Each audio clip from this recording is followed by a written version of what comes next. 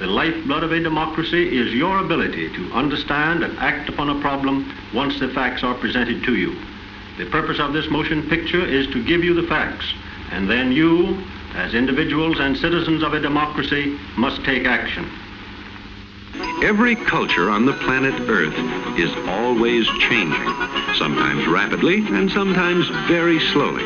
These changes occur in different ways. One is through diffusion of culture traits from one culture to another. The primitive native quickly adopts many of the advanced culture's tools, whose value is readily apparent to him.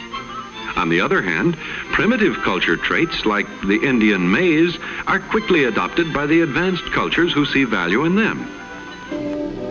As the science of agriculture advances, the world will be better fed and clothed and housed. You too will reap great harvests. Today, agriculture is going far beyond nature to produce new miracles for an even better, more abundant life. On the farm today, wherever you look, you see the handiwork of scientists. Improved crops, more productive soils, more useful, more efficient machinery. They are the result of a miraculous agriculture. Wholesome, wholesome, wholesome goodness, wholesome, wholesome, wholesome goodness, wholesome, wholesome, wholesome goodness. Productions presents.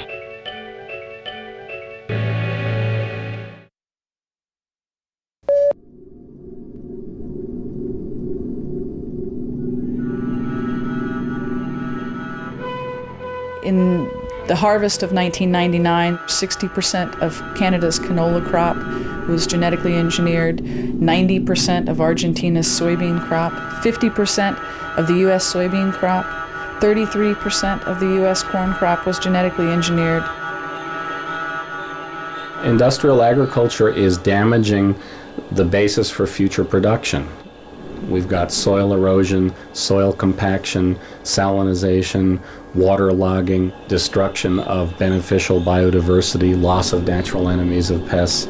That's really occurring at an alarming rate.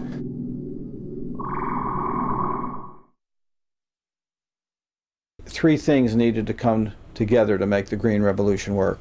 One was the development of specific high-yield varieties and often dwarf varieties of wheat or rice, and also corn that were derived by special outcrossing and hybridization techniques that Norman Borlaug perfected working in Mexico and also in the southwestern United States.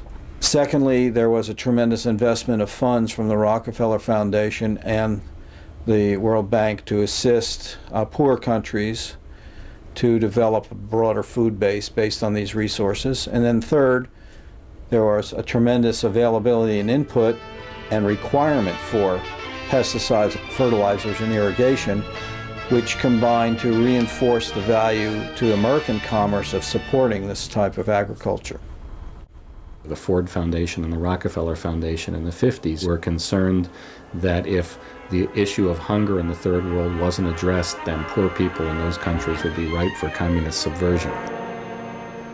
The Green Revolution, which is really the introduction of chemical agriculture under forced circumstances to countries like India, was basically created as an antidote to social change. It was meant to reinforce patterns of inequality, which it did.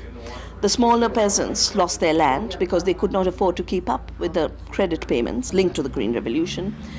The intensive water use has left large tracts absolutely desertified. The agricultural diversity that fed people has been wiped out. And yes, the production of rice and wheat has increased, but that is not an absolute increase in food. The production of legumes, of dals, of chana, of chickpea, of oilseeds, of mustard has all come down. Faced with the choice of crop failures and resulting worldwide starvation, the use of pesticides and herbicides seems inevitable. If we talk about pesticides specifically, they came out of the defense industry. The first modern synthetic chemical pesticides were derived from nerve gases developed by the Germans in World War II. And they found that by some simple changes in the molecules, instead of having their greatest toxicity be for human beings, they could have their greatest toxicity be for insects. There were plenty of chemical factories left over from World War II. We got a raft of secrets from Nazi Germany that allowed us to make organophosphate pesticides that we did not have the capacity to make before. My uncle was in the intelligence service in the Army and went to the IG Farben plant and got all the chemical secrets that they had for making organophosphates as well as plastics. And this in part contributed to a great expansion in our knowledge base for making chemicals that could be used in the pesticide industry. Through the chemistry of explosives, that connects directly, because of the chemistry of it, with the chemistry of fertilizers.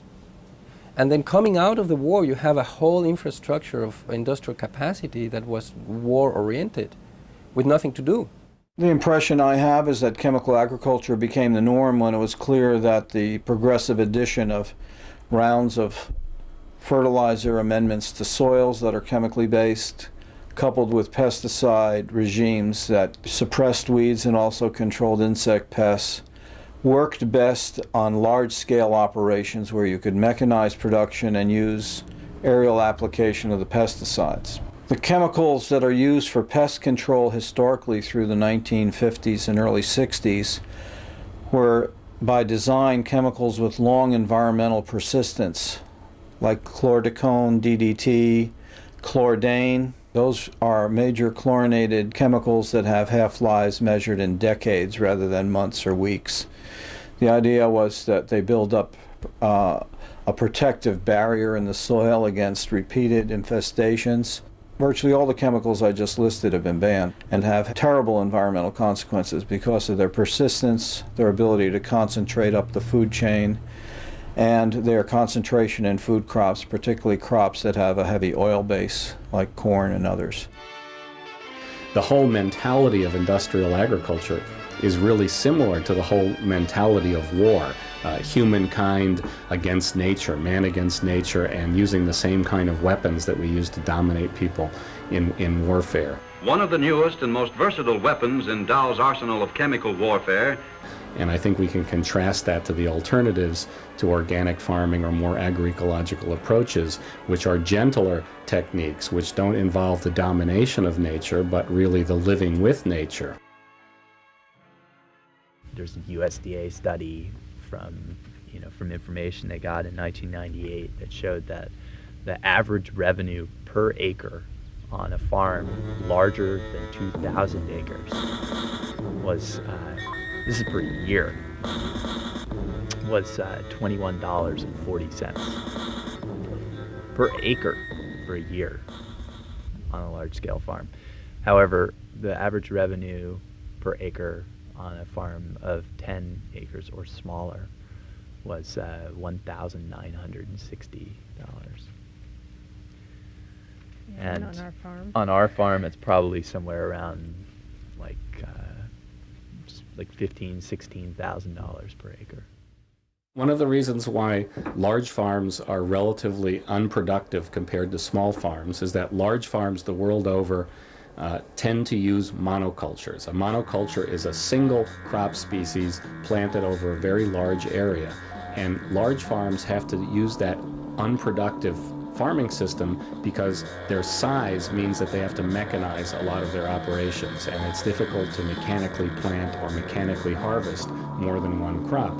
Yet that's terribly inefficient. The idea that the average production on a larger scale farm, the average revenue for a year is, a little more than $20. I mean, how the hell can anybody possibly make a business out of that?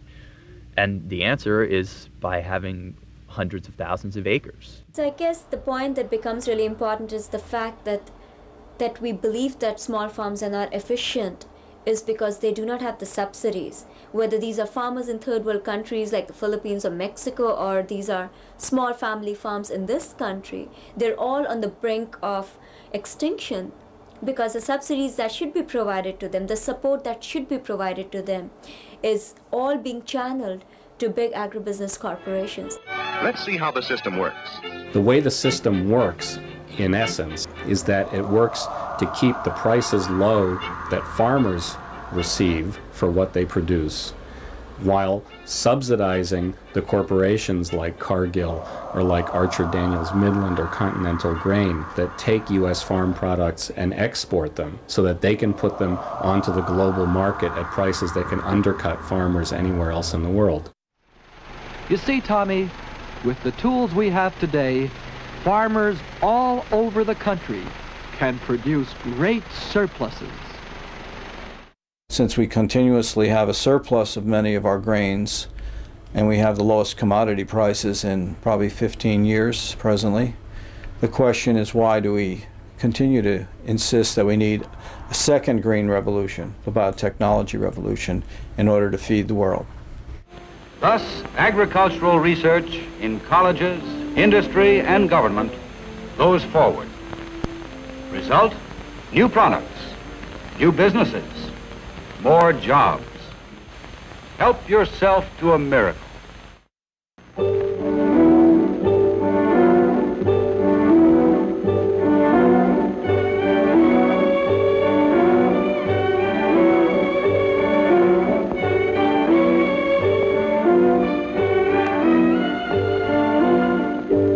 New hope in the battle for control.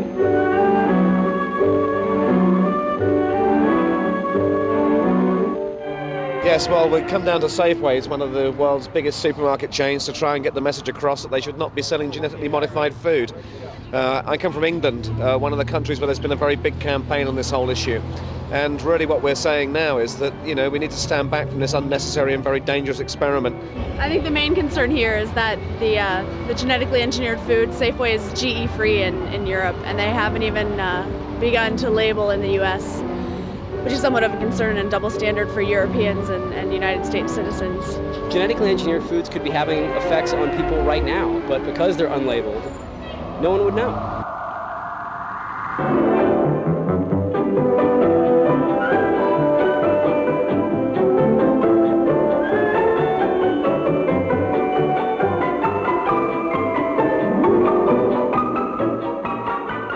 Biotech is an incredibly broad subject area. Really, if you take the textbook definition, it's the use of living organisms or components thereof to make useful products, processes, and services. All the food we've eaten all our lives, that our parents have eaten and our grandparents have eaten, and so on, it's all been genetically modified just by various kinds of techniques. Many consumers would be surprised to find out that our modern tomatoes are derived from an ancient predecessor that was a tiny berry, in fact, that was quite toxic. It's through literally hundreds of years of selective breeding, that is, genetic modification, that we have the modern tomato. What we're talking about is the extraction of genetic material out of a reproductive context, a context that has been evolving with this piece of DNA over millions of years, taking it out, manipulating it as a chemical, and then putting it back into another reproductive context where it's going to operate in a different way.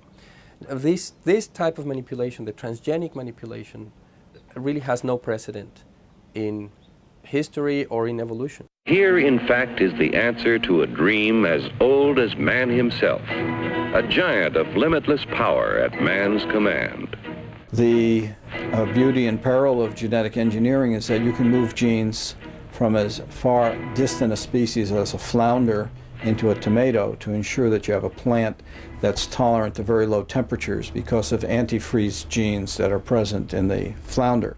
But you could find that same gene in any number of other organisms. It was just easier to take it from a flounder than it was to take it from another plant, but you'll find those genes in plants as well. That type of engineering is made possible by the universality of the genetic code, that plant or animal species can read each other's genetic messages. And in fact, you and pea and a cow have all about 60 to 70% of your DNA is very similar. You're much more closer to these organisms here than you might think you are, because an awful lot of the basic housekeeping genes are very, very similar. The FDA considers them to be the same as traditionally bred crops, so there's no label required, there's no testing required, and we really don't know what's going to happen. It's an outrage.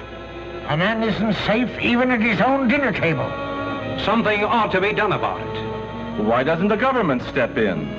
In theory, the government has 3 agencies that could regulate biotechnology-generated agriculture. The first and foremost would be the Food and Drug Administration, but it decided beginning in 1992 to allow the deregulation of these crops from its point of view because they were equivalent to existing plants and foods. A very convenient tool called the substantial equivalence principle was cooked up to say, let's just treat genetically engineered organisms like conventional crops. Of course, they don't say that when they want to patent those same things. Then at that point they say, these are novel, these are not natural. But when it comes to safety, they say, just like nature, exactly as nature made it. I sometimes call this ontological schizophrenia.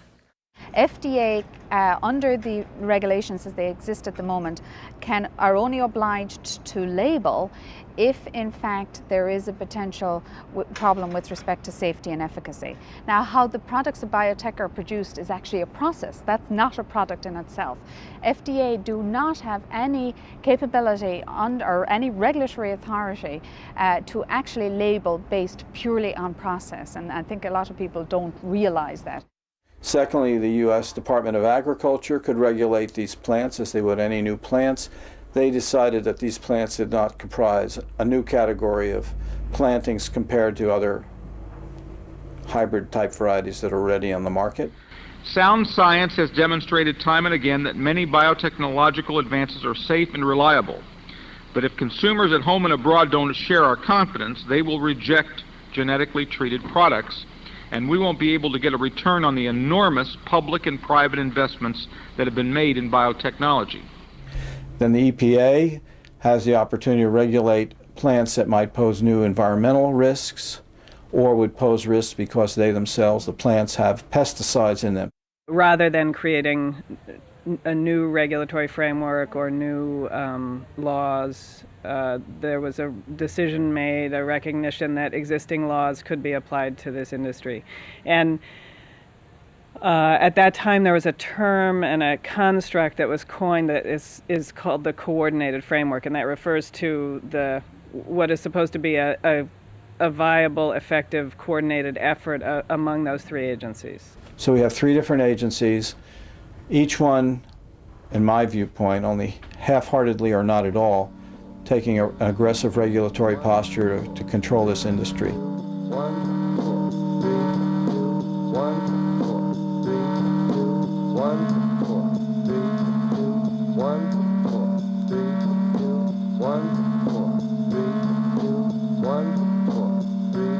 There's a reason we have confidence in the federal bodies that analyze the safety of our food. They may not be perfect, but nobody believes they're in anybody's hip pocket. They're the world's best experts. We have an orderly, disciplined system here.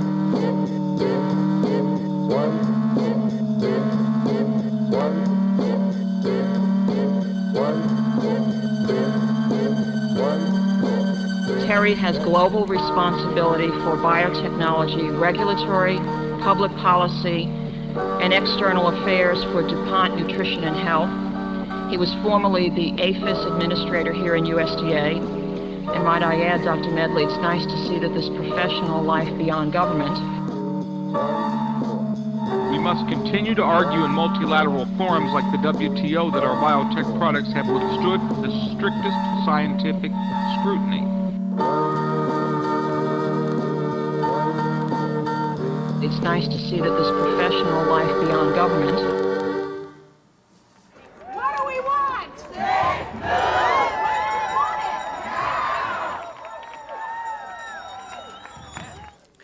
Based on our experiences, the existing FDA guidelines have been transparent, effective, and have functioned to assure the safety of our food supply.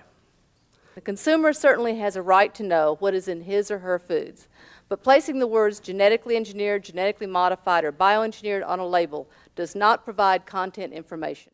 GMOs are stealth ingredients in cereals, snack foods, infant formula, pancake mix, and pet food. Will these stealth ingredients further fuel the cancer epidemic in America? We don't know. Will they produce life-threatening allergic reactions? We don't know. The majority of GMOs have been developed to withstand higher levels of pesticide spraying or to produce their own insecticides. Will these foods endanger more children's health than are already compromised? We don't know. With regard to labeling, we are opposed to mandatory labeling of these products. We feel as there are consumer benefits that are promoted other than the production benefits we have now, that those companies selling those products will want to clearly get that information to the public so that they can take advantage of that intended market. The market will drive that issue. FDA's 92 policy for biotechnology foods and ingredients provides consumers with everything the activists have asked for, except the ability to sow confusion and mislead consumers with government blessing. Choice is provided. If a consumer wants to buy food not derived from enhanced crops, they can buy organic and also pay the higher cost. If they want accurate and reliable information on health and nutrition, that is mandated by law. If they want to know if their personal preferences in regard to genetic modification have been met, companies are free to meet those preferences, provided there is sufficient consumer demand. The potential contamination of organic crops has created a nightmare for those of us trying to ensure the integrity of our organic ingredients. We are now having to consider the cost of testing all of our ingredients, which could potentially be contaminated at some point in the growing or manufacturing process. And I really can't help but have this prompt the question to me that if the confidence is there in the safety of these products, why is there so much objection to labeling?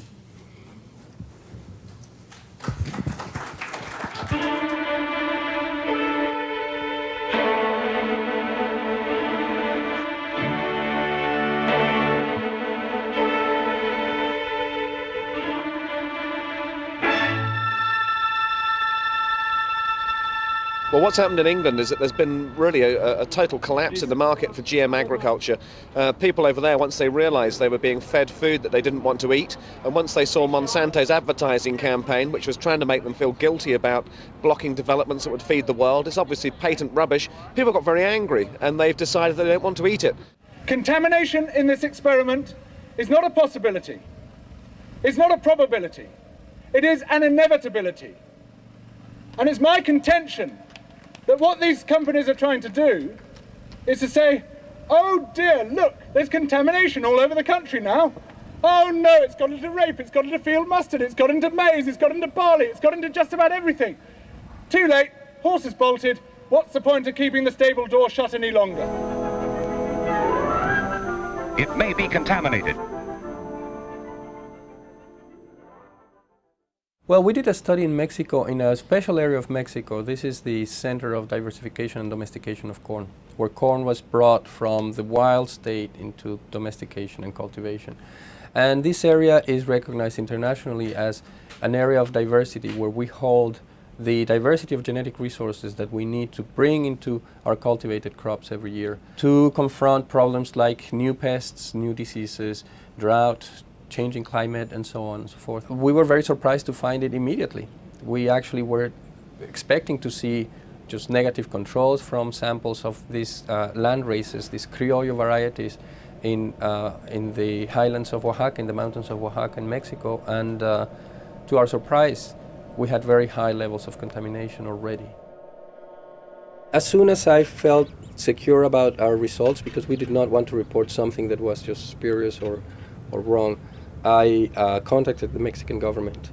And what they did immediately, which is I think the responsible thing to do, was to set up an independent study to see whether we were right or wrong. And soon enough they showed that yes, we were right, and their results are compatible with ours to really the quantitative detail. You know, it's not like an oil spill that you can put a boom around it. When we have genetic pollution, we cannot put a boom around it. There is no controlling it. For many years we have been assured that these manipulations, that these transformations are under control, that genetic materials are going to stay where we put them in the agricultural field and not go anywhere. There was talk about buffer zones that would be placed around transgenic fields, thinking that pollen would not move out or beyond those buffer zones. And I think the first level of importance of this discovery is that, that we find that that control really doesn't exist. The sites that we looked into are at least hundreds of miles away from any transgenic field, and also they are distant from transgenic manipulations in time. We have the benefit of a moratorium that the Mexican government placed on planting of transgenic corn. So we know that at least legally, since 1998, there shouldn't have been any transgenic plants nearby. Pollen can travel up to 4 kilometers. It knows no boundaries. And genetic modification is occurring on close to 100 million acres worldwide. It's going to be virtually impossible to keep a field from being contaminated in one way, shape, or form from genetic pollution. There is this policy contradiction in Mexico between banning the planting of corn but allowing totally open access to the international market of corn, especially the U.S. So Mexico imports about 6 million tons of corn from the U.S. every year. And in those 6 million tons of corn, they know they are receiving about 30 to 40% transgenic corn that is not segregated and is not labeled. So there's no way to separate it. Supposedly, these two policies are compatible in the sense that the imported corn is only going to go for consumption and not for planting. But that, of course, is a red herring in a place like Mexico, where people have lived for thousands of years off corn in a very, very tight relationship. So most people in the countryside will plant what they eat and eat what they plant. The agency's been refining its policy pertaining to drift with conventional pesticides. A significant amount of work on that in recent years. But genetic drift has not been included in that. We don't have a specific policy with regard to genetic drift. There have been cases of farmers in whose fields were found growing crops containing genes that were owned by companies to whom those farmers had not paid a fee for the seeds to grow those crops, or the technology fee that they're required to use those crops. And what this meant was that the farmer had violated the intellectual property of some huge corporation. And it might have happened because wind blew pollen onto the field, from a neighbor's field onto a farmer's field. Nevertheless, at least in Canada, courts have found that those farmers have violated intellectual property and owe a fee to companies whose crops they never wanted in their field. The biotech companies that create these products have no liability for them. And no biotech company has yet been capable of getting any kind of insurance policy for any of their products at all. So all of the agreements that they have when they sell these products to commercial farmers are placing all of the accountability for any detriment caused by them on the farmers. So say commercial farmer pollutes organic farmer, then the organic farmer has to put a lawsuit against the commercial farmer. It's just like two people without any money whatsoever, like trying to fight a legal battle. A lot of these crops have been engineered with a bacteria called Bacillus thuringiensis. It's a naturally occurring soil bacterium which acts as an insecticide. The BT plant exudes this toxin from every cell throughout its entire life cycle. Scientists are seeing residues in the soil up to a year after the crop has been removed. This corn, which is called BT corn, kills monarch butterflies. And it's the pollen of this corn. Just the pollen contains enough of the toxin to knock out the larvae of the monarch butterfly. What Dr. Losey at Cornell found in laboratory simulations is that the monarch butterfly in his first studies died at about a 50% mortality rate. Subsequent studies suggest maybe only 7% of butterflies will die. It's still an immense impact in an evolutionary sense, and a completely unanticipated one. Other non-target insects that would be affected are those that happen to ingest the pollen, which is toxic to any species that has a larval form that has an alkaline gut. In Losey's work, stands out more because it's a pilot study that should have been done 15 years ago when this technology first emerged, than the fact that it showed a dramatic effect. They're increasing these feeding studies. The first time round, they did quite a bit of feeding studies on the actual components, the products of the genes themselves. They didn't do quite as many, but they are now, of the feeding studies of the actual expression of these genes in the crop plants themselves. We have seen the development of insects that are resistant to the Bt crops, and the development of herbicide-resistant weeds. So these technologies are dated. They're dated. They take a very long time to produce, but they are defeated by biological rules very quickly. Now some of the crops being grown contain chemicals that are useful to manufacturing processes, or contain pharmaceuticals that we must not ingest. One example that I think it is very interesting is the corn that is being produced reportedly by this company in San Diego that has spermaticidal properties. So it's corn that if you eat it as a man, you would become sterile. And we worry even more because of what is commonly called the Starlink scandal, in which industry and the regulatory agencies were supposed to have kept a particular corn off the plates of people in the United States, and were not able to. Their systems of segregation, their systems of controlling what went to our food plate didn't work.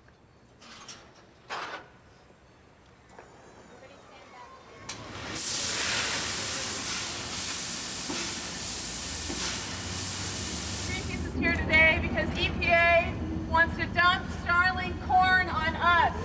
We say EPA, do not approve Starlink corn. So Aventis Corporation produced Starlink corn, which is a genetically engineered corn. EPA approved it only for animal feed because of concerns of that Starlink could cause food allergies. The Cry9C didn't look like any known allergen. The one thing it failed on was stability, because the notion, of course, is with these proteins is if they stay stable within a simulated gastric environment, which is what they did, these proteins can then potentially be carried through and into the bloodstream and institute an allergic response. The IgE immunoglobulins are produced in response to this.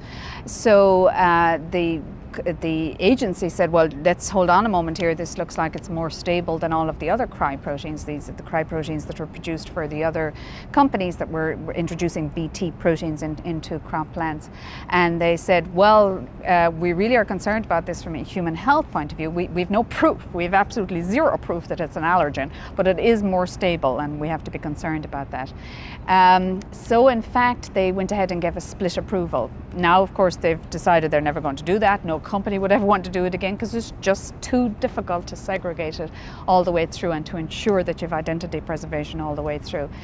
Because if you're looking at every field and every mill in the country, there is some probability that animal feed and human feed may get mixed up. We've now found that Starlink has made its way into the human food supply. It's contaminated corn products throughout the U.S. 300 food products have been recalled so far. Aventis is facing up to $1 billion in costs related to the recent food recalls. Aventis has now petitioned EPA and said, we believe Starlink is safe, and we want you, Environmental Protection Agency, to allow Starlink in the food supply. After the fact. After the fact. In the case of Starlink, we never were able to get to a safety finding around human food use. And so after quite a bit of review with that material out in the channels of trade and a lot of it being sort of held up in suspense until we resolved the issue, there was a question about whether we were going to retroactively approve that food use, and ultimately we didn't. We didn't issue that approval because we couldn't make that safety finding.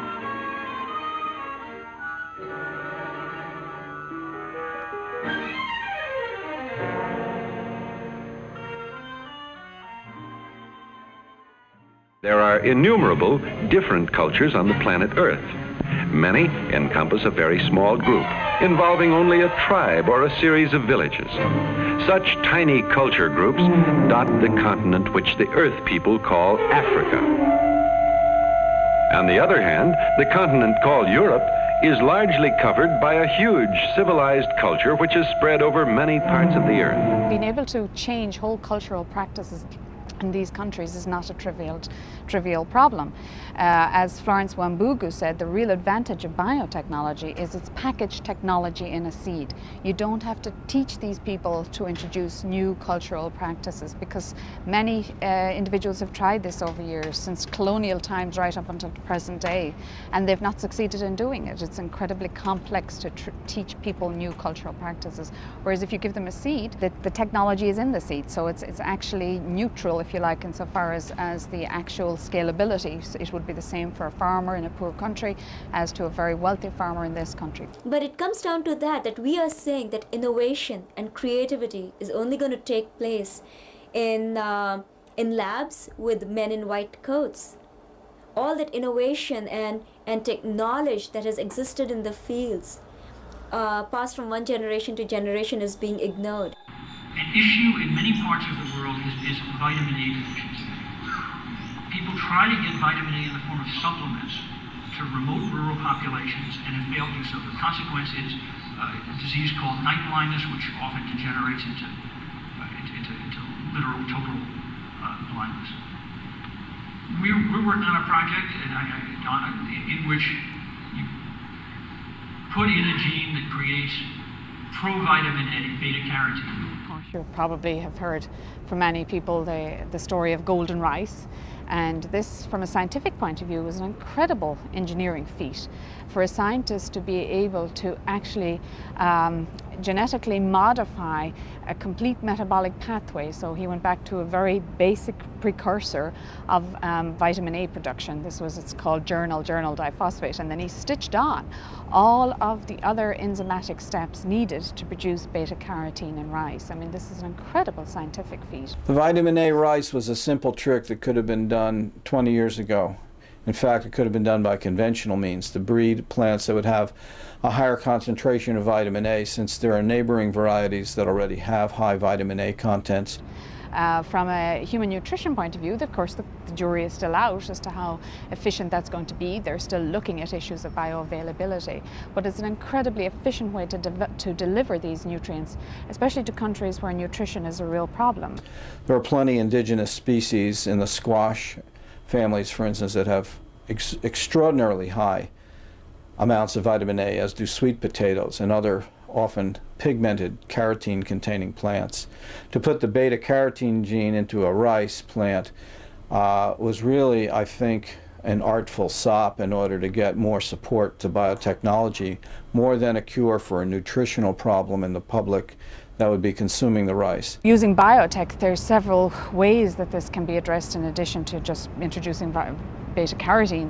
There's other work going on in producing high iron content rice. Again, iron deficiency, especially for women and children, is a major problem in developing countries. Well, what those malnourished children and people who are not well, what they really need is a vaccine against a social disease called poverty.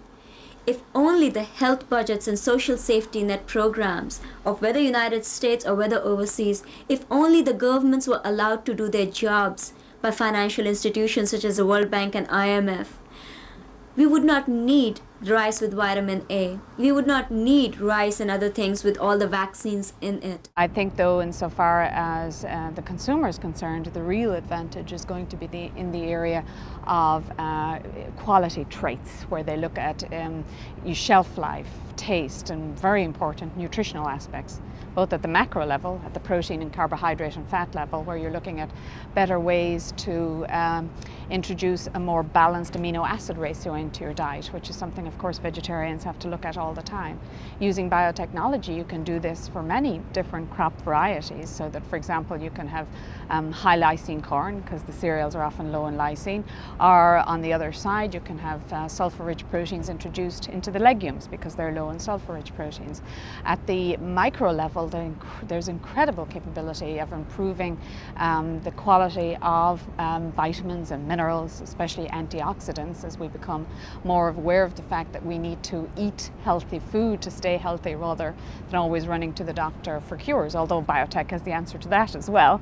But it's much cheaper and much more effective to eat healthy in the first place rather than trying to cure the ills of ill eating later on in life. And with biotech, that's incredible capabilities.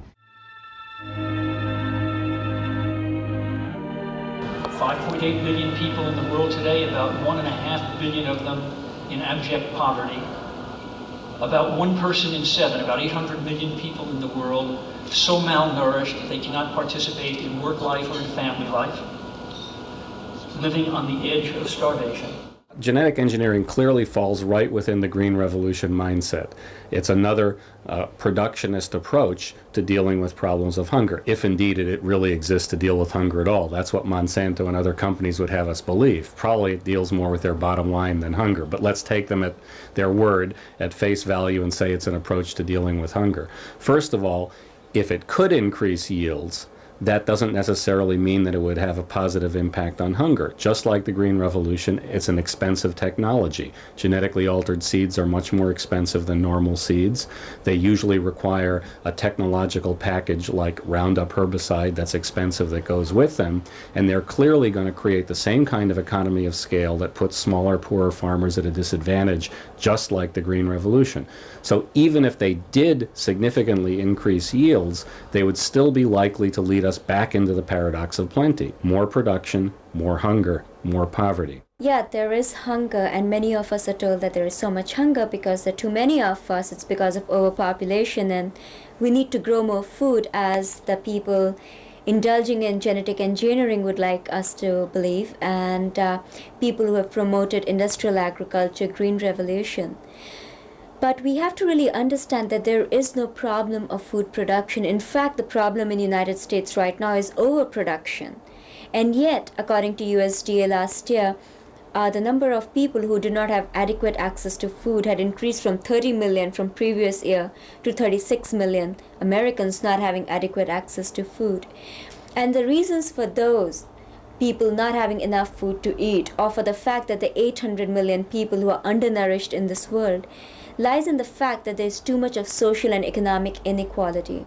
If 800 million people are hungry today, every one of those 800 million people 10, 20, 30 years ago used to grow their food and feed themselves. World hunger is created by destroying people's capacity to feed themselves, which includes both a destruction of small farming systems as well as a destruction of people's entitlements through a highly inequitable economic structure which creates corporate welfare by robbing the poor of their welfare. And that's in the rich countries and that's in the poor countries. 70% of the world today is fed by small-scale farming. Most of the food needs of the poorer parts of humanity are met by having biodiversity-rich farming. Biodiversity will feed the world, not chemicals. Ecological cycles will feed the world, not genetic engineering. I really think that this technology has an awful lot to offer to small farmers like my father, because in my early life we couldn't afford actually to buy a lot of the chemicals, fertilizers or pesticides, etc., that you see used so much over here. And we lost a lot of our crops. We wouldn't have the same level of productivity, and we lost a lot of our crops to both diseases in the field and at the post-harvest level. And I thought with biotech, there's such incredible capability of using that totally organic substance, DNA, to be able to improve the lot of farmers.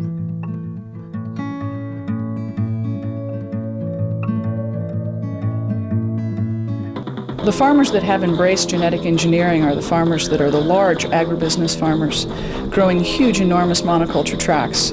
different soybean varieties or cotton varieties, or in the Midwest, the corn varieties that are now genetically engineered.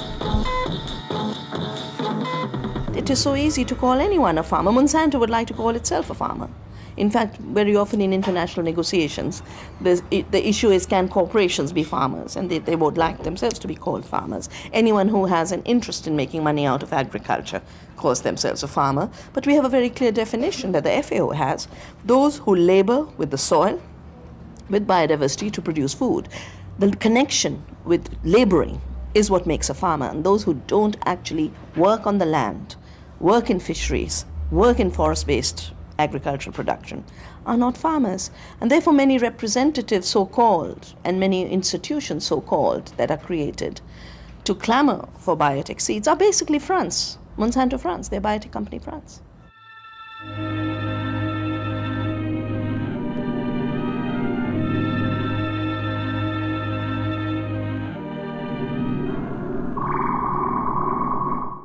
A box of Wheaties, which is like $3 something, only less than 10 cents of it goes to the farmer in this country who grows wheat. So the question lies, where does the rest of the money go? And that's when it becomes very important to look at the vertical and horizontal integration of the food industry. Then it goes into packaging, it goes into shipping. So you have a situation where, according to the latest census, there is no category of farmer on a census, because when less than 1% of the population is involved in a profession, they cease to exist. So I said that they're on the brink of extinction in this country, family farmers. But if you look at the census figures, they're already extinct. The food processing system is really owned by multinational corporations, and we've lost control of our food supply. And right now we're in a situation of how do we get it back? I think we support organic farmers, and I think we support organic farmers in our local areas.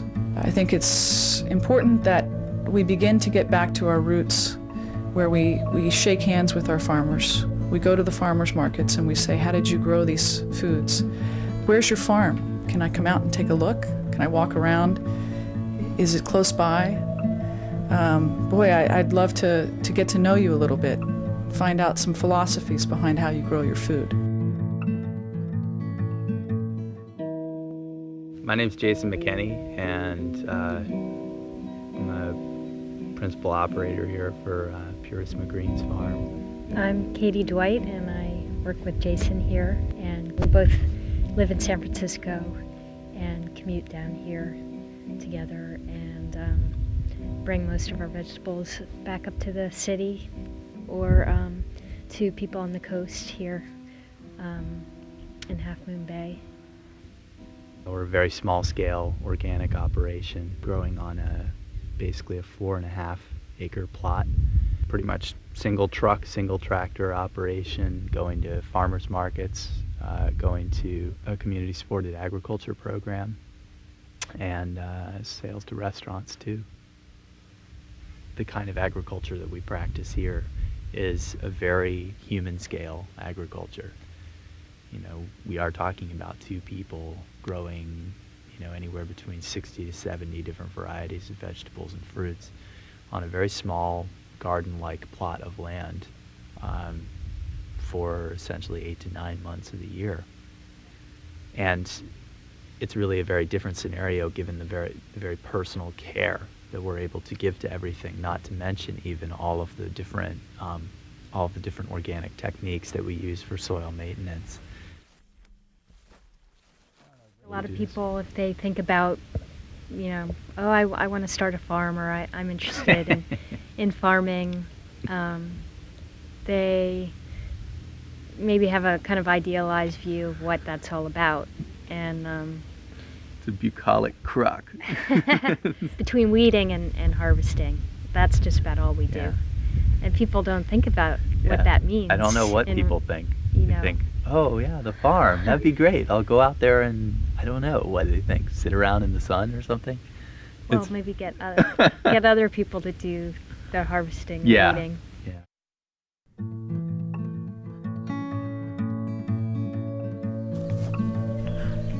Yeah, we were trying to figure out the other day how long it usually takes us to build a pile. and it kind of depends on the time of the year, depending on how much manure we can collect. But for a good part of the year, we're building them 3 mornings a week, so I think it takes us maybe a month, a little over a month or so.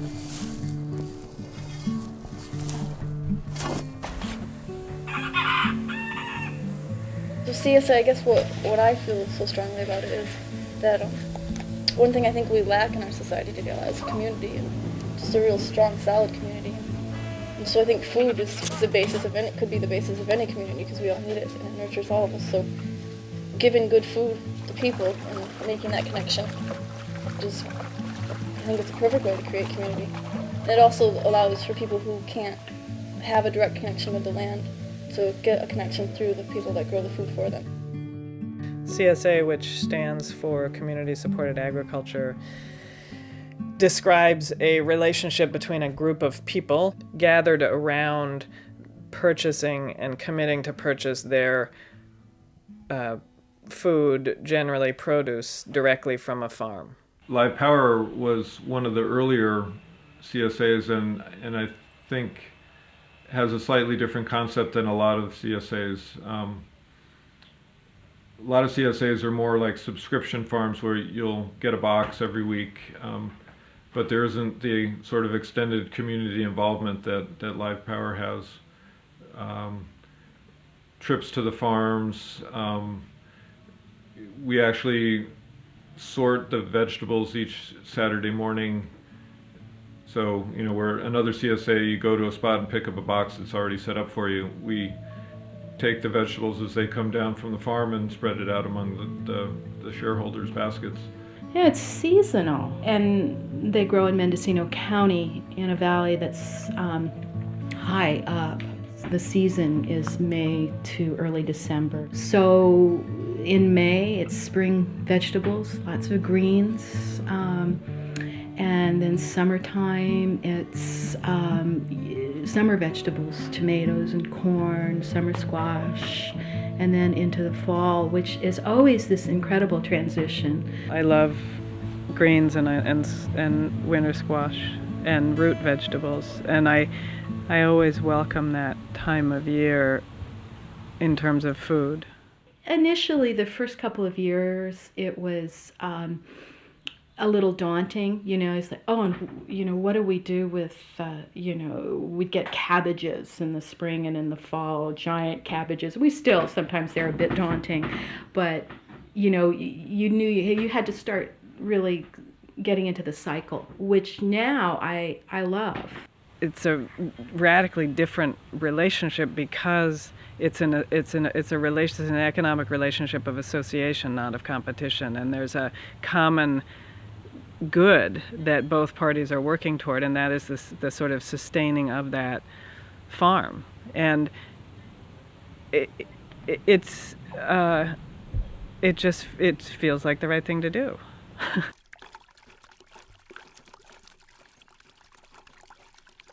They use apprentice labor on the farm. Stephen Glory really committed to the educational aspects of the apprenticeship program, and they've started up sharing with a few other farms, so the apprentices will go away for a weekend and go to another farm to learn different things from that farm. One of the perennial issues for small farmers is sort of how to keep going. There's been such a loss of farmers in this country, and the effort to provide an environment for people to learn and to learn sustainable farming practices is a really significant part of what Live Power Community Farm is doing. We need to be working with CSAs to ensure that their programs are available in inner city areas, low-income areas. In a lot of ways, the Community Supported Agriculture Program hasn't really penetrated that kind of a socioeconomic difference or strata. You know, it really plays into a stigma that I find consistently distressing, is people thinking that organic food is really just for rich people. But that's a really big reason why we bring stuff to the Alemany Farmers Market in the southern part of San Francisco, which is, and there are various farmers markets in the region, And a lot of the markets have an extremely different feel to them. Some of the markets are kind of even more sort of shishi and yuppified than a Whole Foods market. And the prices, the prices and the varieties of food that are there really show it. Alemany is definitely like a very lowbrow market. It's a place where people go for bargains. Yeah, but would you pick a woman out? 10 pounds, $3. 10 pounds, $3. 10 pounds. People don't really think or care about organic there, and I think that's a really big reason why we go there. It's because, it's in our community, and it's a way of bringing food, that we know, it's direct from here, so we can give we can give a really good price for organic food, and what, in many cases ends up being a very good price, that people even expect just at the market itself. And I think it's really had a pretty positive effect. There's been a lot of people, who, I wouldn't call them like organic converts necessarily, but like they say this stuff tastes a hell of a lot better than the guy next to you. I think in terms of addressing that kind of a disparity that exists between, in the organic market, the farmers market is a much more viable tool for it than the community supported agriculture program. I think for all of us who care about food, this is a very exciting moment, and especially at Seattle, at the World Trade Organization, we saw the role that the food and agriculture movement, not just in this country but from around the world, played in mobilizing people, the younger people, the elderly, women, children, just about everyone. And so we are at this real important point in time where we can demand a basic human right to safe, nutritious food. We have to build on a success from Seattle and demand a basic human right to that food. The entire edifice of genetic engineering is built on a reductionist Cartesian world order, that genes are frozen, discrete atoms. They have no relationships with anything else. They will stay and behave exactly as you decide their traits and qualities are. That's not how the world functions. The world functions through relationships. The world functions through constant dynamic flux. There are no discrete entities in biology. Genes are a total theoretical construction.